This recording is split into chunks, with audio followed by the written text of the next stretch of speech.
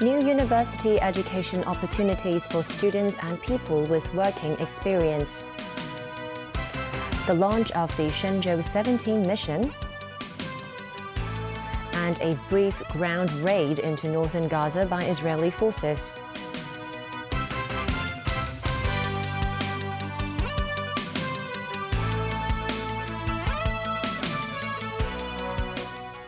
Good evening and welcome to TVB News. Chief Executive John Lee announced in his policy address yesterday that the government will support appropriate self-financing institutions to develop into universities of applied sciences. Sources say details will be announced next year. Good grades in core subjects in university entrance exams are important for gaining admission to universities. For candidates who underperformed in core subjects such as languages, they may fail to get in one of the 8 universities funded by the University Grants Committee. But in future, they may still have a chance to enter a university here in Hong Kong. The latest policy address revealed the government is working on the development of universities of applied sciences, which mainly offer career-oriented training. Together with the Hong Kong Council for Accreditation of Academic and Vocational Qualifications, authorities will draw up the criteria for institutions to qualify as universities of applied sciences or UAS in terms of both admission and curriculum. Sources say at the initial stage, in addition to diploma of secondary education candidates, higher diploma graduates and those with relevant working experience will also be considered for admission. Currently, several institutions offer applied sciences courses. That includes the Caritas Institute of Higher Education, Tonghua College, and the Technological and Higher Education Institute. It's believed these institutions must first be upgraded to university status in order to apply to become a university of applied sciences.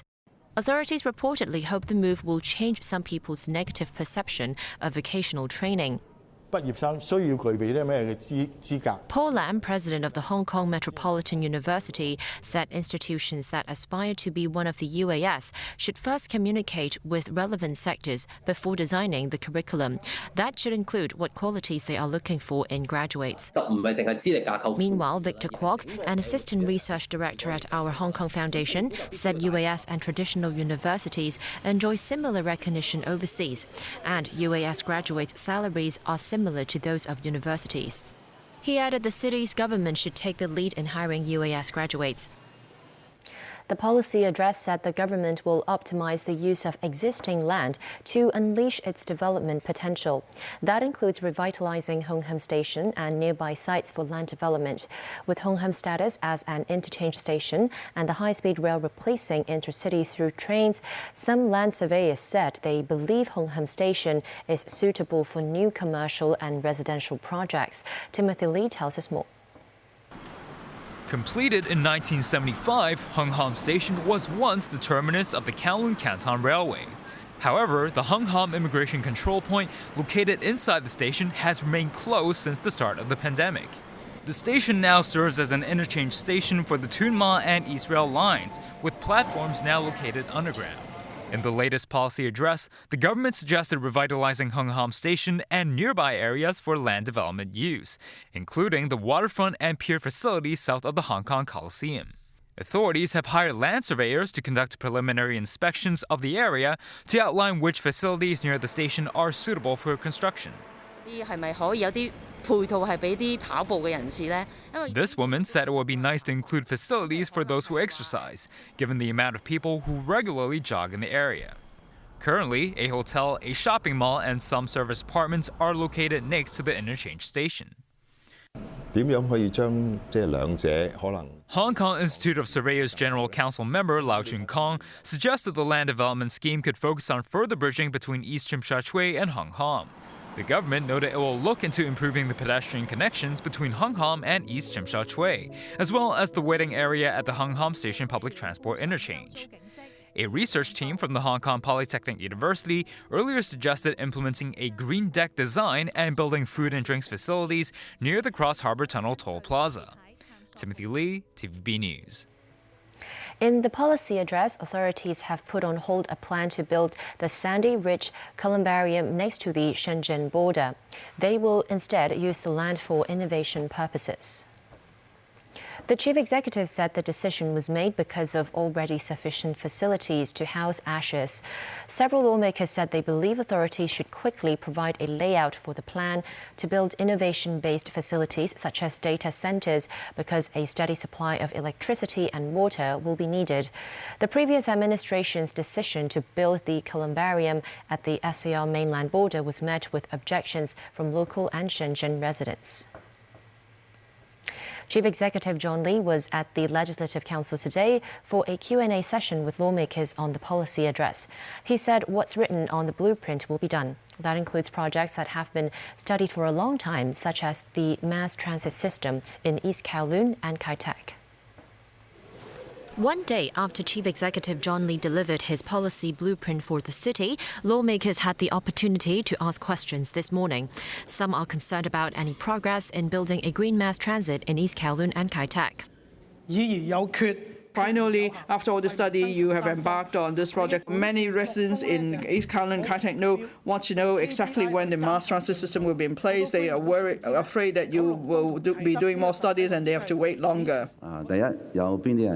We need to do some comparisons. For instance, are there interested bidders and what are their proposals? There have been various changes, but now we've decided to go ahead with it. It's included in the policy address, and I am result-driven.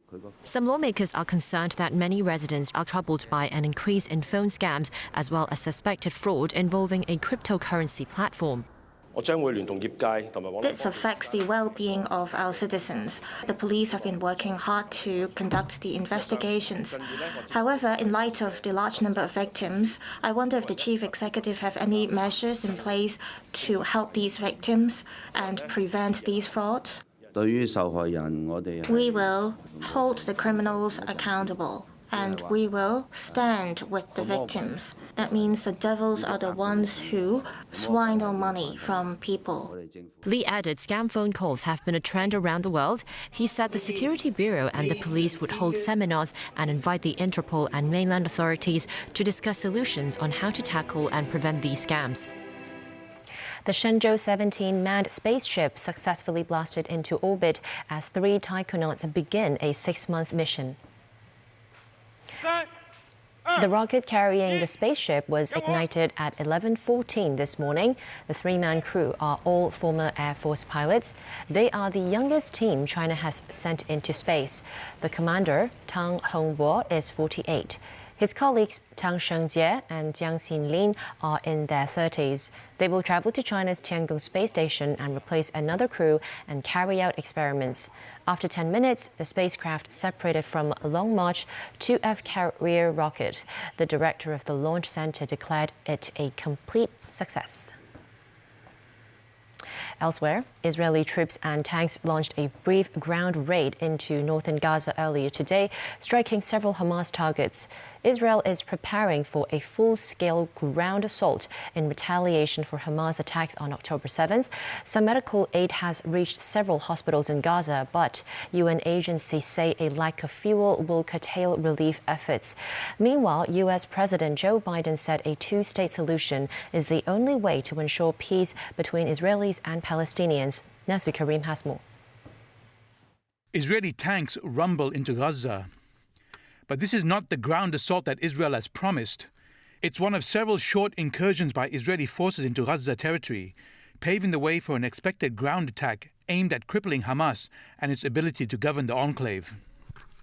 Israeli Prime Minister Benjamin Netanyahu said his forces were ready for the offensive, but declined to say when it will start. This, as the Wall Street Journal says, Israel may be delaying its attack to allow time for the United States to deploy air defense systems in the region. The U.S. is concerned that an invasion would trigger attacks on U.S. troops stationed in the Middle East. Looking beyond the war, U.S. President Joe Biden said the only road to peace was a 2-state solution. Israelis and Palestinians equally deserve to live side by side in safety, dignity, and peace. It also means that when this crisis is over, there has to be a vision of what comes next. And in our view, it has to be a 2-state solution. It means a concentrated effort from all the parties, Israelis, Palestinians, regional partners, global leaders, to put us on a path toward peace. Biden also said he was alarmed by attacks on Palestinians in the West Bank by illegal Israeli settlers, insisting Palestinians are entitled to be there. He cast doubt on the number of people killed and injured by Israel airstrikes in Gaza, saying he has no confidence in Palestinian figures. At the United Nations, China and Russia have vetoed a draft resolution sponsored by the United States on the Israel-Palestinian conflict. A second Russian-backed resolution failed to adopt after it garnered only 4 yes votes. Meanwhile, Israeli officials reacted angrily to remarks by UN Secretary-General Antonio Guterres that Hamas attacks on October 7th did not happen in a vacuum. The U.S. resolution would have urged the UN Security Council to act on the conflict by calling for pauses in fighting to allow in humanitarian aid, as well as ensure the protection of civilians and to stop arming Hamas. China's ambassador to the UN, Zhang Jun, said the draft failed to reflect the world's call for a ceasefire. The Russian resolution would have called for an immediate humanitarian ceasefire while condemning Hamas' October 7th attacks and Israel's indiscriminate attacks on civilians in Gaza. Meanwhile, Israel officials cancelled meetings with Guterres and said they would refuse Israeli visas for UN representatives. They were outraged by the UN chief's previous speech, in which he highlighted decades of Palestinian suffering under Israeli occupation. The UN is failing. The UN is failing, and you, Mr. Secretary General, have lost all morality and impartiality. Because when you say those terrible words that these heinous attacks did not happen in a vacuum, you are tolerating terrorism. We had a meeting and lunch with the Secretary General, and we stand by him against these ridiculous attacks against him. He is the symbol of multilateralism. He is the symbol of the United Nations. He holds the moral power of being the leader of the United Nations as a Secretary General. He stood on principles. Still ahead on tonight's news. A mass shooting incident in the U.S. state of Maine leaves at least 16 dead. Workers at Japan's Fukushima nuclear power plant splashed with radioactive liquid. And the return of the Wine and Dine Festival after a 5-year hiatus.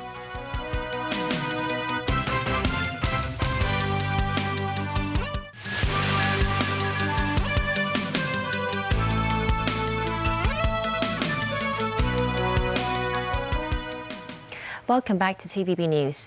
A manhunt is underway in Maine in the northeast of the United States after a mass shooting killed at least 16 people. Dozens more were wounded.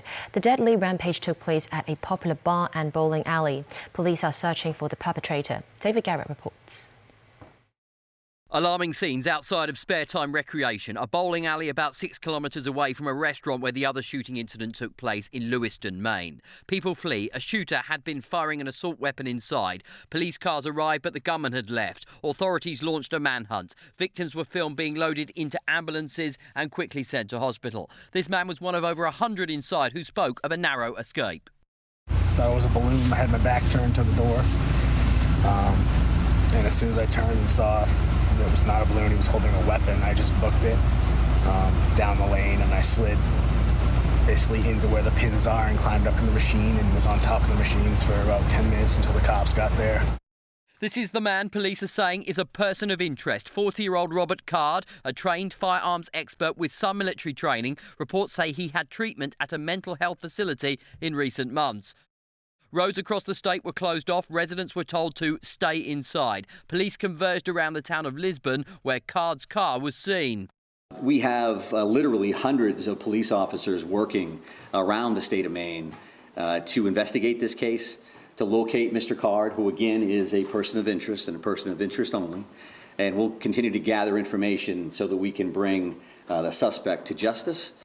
Maine is a state with a low murder rate with under 30 homicides in 2022. Schools are shut on Thursday. President Joe Biden has been briefed about the ongoing situation. Hospitals within a 50-kilometre radius continue to receive the injured. It is tense. Distressed families search for loved ones as helicopters circle overhead. David Garrett, TVB News. The U.S. House of Representatives elected Republican Mike Johnson, a conservative with little leadership experience, as its Speaker on Wednesday. This came after a turbulent 3 weeks that left the leaderless chamber unable to respond to the Middle East crisis or carry out any of its basic duties. More in this report from NBC News. After 3 chaotic and leaderless weeks, tonight the House once again has a Speaker. The Speaker-elect, Mike Johnson from the state of Louisiana. Louisiana Republican Mike Johnson elected on a party line vote with the support of every Republican, every Democrat opposed. A stunning rise for the Trump ally and low-ranking member of the GOP House leadership team, now second in line to the presidency. The challenge before us is great, but the time for action is now. Johnson is a staunch conservative on issues like abortion and government spending. He also played a key role in efforts by then-President Trump to overturn Joe Biden's electoral victory in the 2020 election, history noted by Democrats today. Joe Biden won the 2020 presidential election. No amount of election denialism will ever change that reality. Are you worried that a Speaker Johnson would again attempt to overturn the election? No. Johnson's election caps a turbulent month for the House, beginning with the ouster of former Speaker Kevin McCarthy and the elevation and withdrawal of 3 other GOP nominees before the party settled on the relatively unknown Johnson late last night. If you don't think that moving from Kevin McCarthy to MAGA Mike Johnson shows the ascendance of this movement and where the power in the Republican Party truly lies, then you're not paying attention. The 8 Republicans who led the effort to remove McCarthy declaring victory. The only way to change Washington is to change who's leading Washington, and that is what we did today. Johnson jolting the chamber back into action. I believe we're going to be able to get this team to work together. With the House voting hours after his election on the first bill of any kind in nearly a month, a resolution supporting Israel, which passed with overwhelming bipartisan support. In Japan, staff at the Fukushima nuclear power station were splashed with radioactive liquid, and 2 of them were taken to hospital for tests. 5 workers who were cleaning pipes used to transfer contaminated water came into contact with water or mist. They were wearing protective clothing, but the substance reached the skin of 4 of them. 2 were taken to hospital for decontamination treatment, but authorities said it was unlikely they suffered radiation burns. Japan's Ministry of Economy, Trade and Industry instructed TEPCO, the operator of the power plant, to take all possible measures to ensure safety. 12 years after the meltdown caused by a tsunami, treated radioactive water is processed before being dumped into the Pacific Ocean. This has caused some governments, including China and Russia, to ban Japanese seafood products. Back locally, the widow of a construction worker killed in last year's crane collapse at an Anderson Road housing site succumbed to cancer last week. The couple left behind 2 young daughters who are being taken care of by their grandfather. Family members now say the girls will stop accepting donations a day after they expressed a willingness to receive help from the public. The Association for the Rights of Industrial Accident Victims, which has been assisting the girls, said donations have been pouring in. They say the sum collected so far is enough to cope with short-term needs. The girls' aunt, their guardian, said the late mother of the girls had always been content with whatever they had. The aunt wishes to continue this spirit by urging the public to donate to others in need. The family initially declined donations but made a U-turn after finding out that the bank account of the girl's mother had been frozen following her death. The Hong Kong Wine and Dine Festival opened today at the Central Harbour Front after a 5-year hiatus. The 4-day event features about 300 stalls from 36 countries at a scale of about 80% of pre-pandemic festivals. New to the event are Finland and China wine areas. Visitors can sample food from many countries. There are also musical performances and workshops. Admission fees range from $20 to $40. Tickets and tasting passes are available online. That's the news. Thanks for watching.